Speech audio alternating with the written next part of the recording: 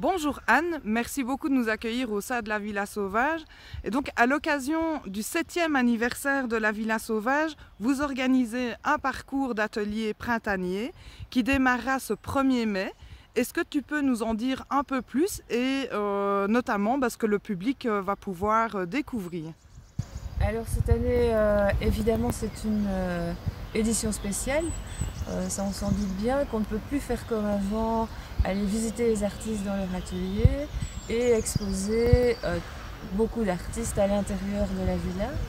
Donc la chance que j'ai eue pour l'exposition Catalogue vivant, qui représente une œuvre de chaque artiste, de pouvoir les exposer dans le jardin. Et pour cette occasion, mon voisin nous a prêté son parc qui permet évidemment de pouvoir mettre plus d'œuvres. Donc nous avons 37 artistes qui participent à l'aventure.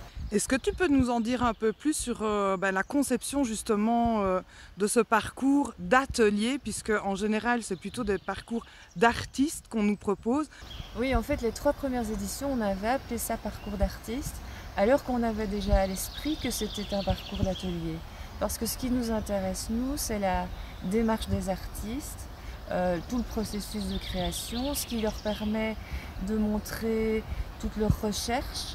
Et c'est vraiment ça qui est important pour nous, c'est ce travail dans l'ombre des artistes qu'on voit rarement, parce que les parcours d'artistes, en fait, sont souvent des parcours d'exposition et pas sur la vraie vie de l'artiste dans son atelier, qui réfléchit, qui crée, qui construit, qui travaille avec ses mains, et pas seulement avec sa tête, mais beaucoup avec ses mains et son cœur. Et c'est pas seulement le résultat qui compte. Et ça, c'est toujours l'esprit qu'on a eu dans cette histoire. Et donc on l'a appelé parcours d'atelier pour être au plus juste par rapport à ce concept de visite d'atelier, en fait. Je pense que cette année, il y a une petite particularité puisque il y aura des diffusions sur votre page Facebook de petites capsules vidéo de présentation des artistes. On ne peut plus envoyer le public dans les ateliers pendant 2 week-ends comme on faisait précédemment.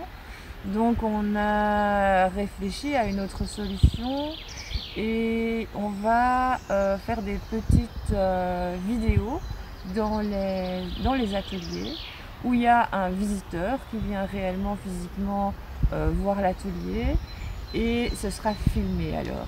Donc il n'y a un seul visiteur, et c'est une visite virtuelle pour le public finalement.